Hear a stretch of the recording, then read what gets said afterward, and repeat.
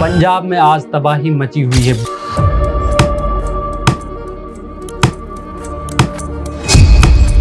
बाढ़ ने चारों तरफ हाहाकार मचा रखा है।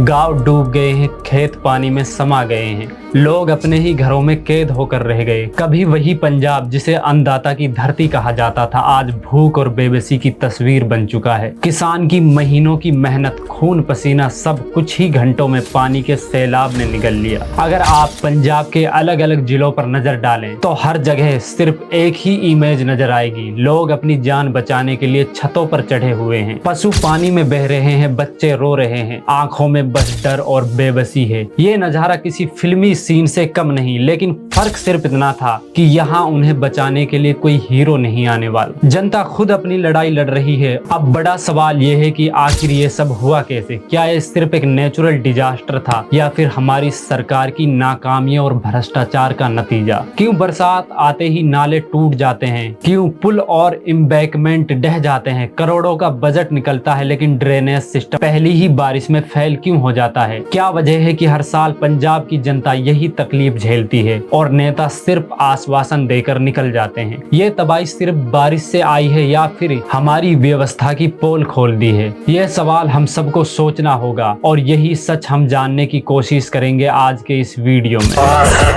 बाढ़, लैंडस्लाइड, क्लाउड बर्स्ट के ट्रिपल अटैक ने आधे से ज्यादा देश में हाहाकार मचा रखा है।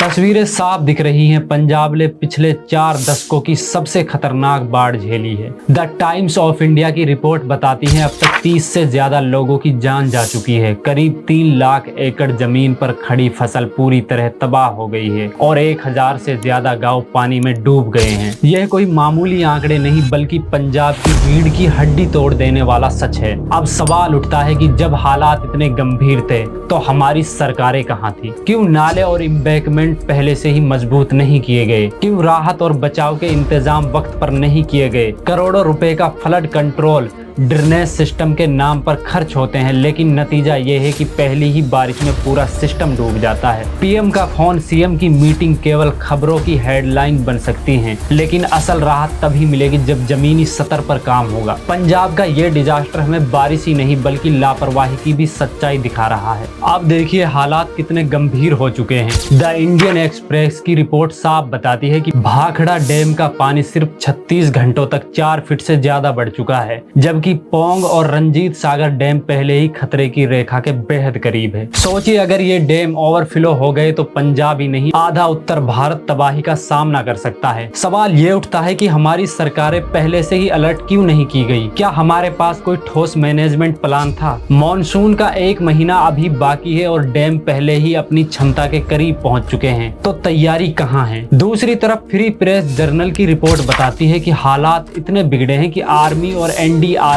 को मोर्चा संभालना पड़ा और 400 से ज्यादा छात्रों और स्टाफ को रेस्क्यू करना पड़ा। यानी हालात नियंत्रण के बाहर हो चुके हैं और जनता को बचाने के लिए सेना पर निर्भर होना पड़ा। फ्लड कंट्रोल और डिजास्टर मैनेजमेंट पर खर्च होने वाला करोड़ों का बजट आखिर जाता कहाँ है? क्या हमारी सरकारें सिर्फ बैठकों और बयानबाजियों तक सीमित रह गई हैं? पंजाब की ये बाढ़ हमें सिर्फ पानी में नहीं डिबो रही बल्कि पूरे सिस्टम की पोल खोल रही है।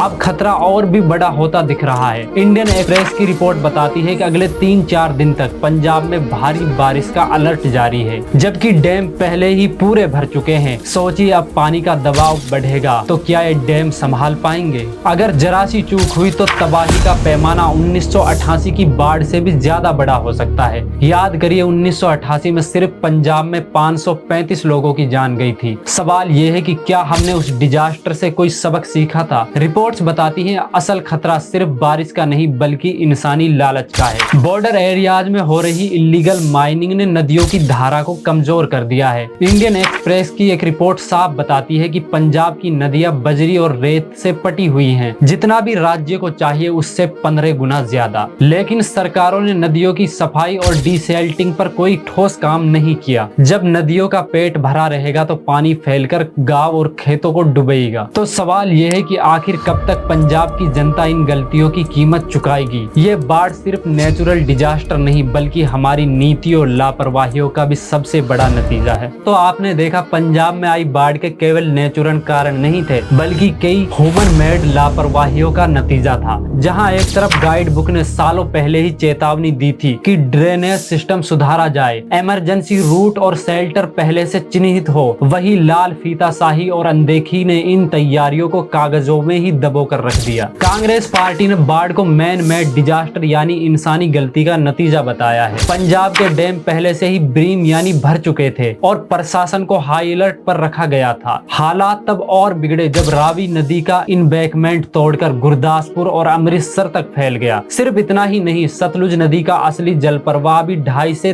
3 लाख क्यूसेक तक संभालने लायक था, लेकिन सिल्ट और रेत की वजह से उसकी क्षमता घटकर महज 80,000 से 90,000 क्यूसेक रह गई है। नतीजा यह है कि थोड़ी ज्यादा बारिश आई तो तबाही तय है। दरअसल 2020 में आई रिपोर्ट ने साफ लिखा है कि नदियों की सिल्ट जमना प्राकृतिक है, लेकिन पंजाब की नदियों में रेत और बजरी की मात्रा जरूरत से 15 गुना ज्यादा पाई गई है। इससे बाढ़ की आशंका बढ़ गई है और पंजाब में बाढ़ सिर्फ नेचुरल डिजास्टर नहीं थी बल्कि ये अब राजनीतिक और प्रशासनिक जवाबदेही का मुद्दा है। एक तरफ राज्य के मंत्री केंद्र सरकार और प्रधानमंत्री चुप्पी साधने का आरोप लगा रहे हैं, तो दूसरी तरफ आम आदमी पार्टी के ही विधायक अपने सेंट्रल लीडरशिप और प्रशासन पर निशाना साध रहे हैं।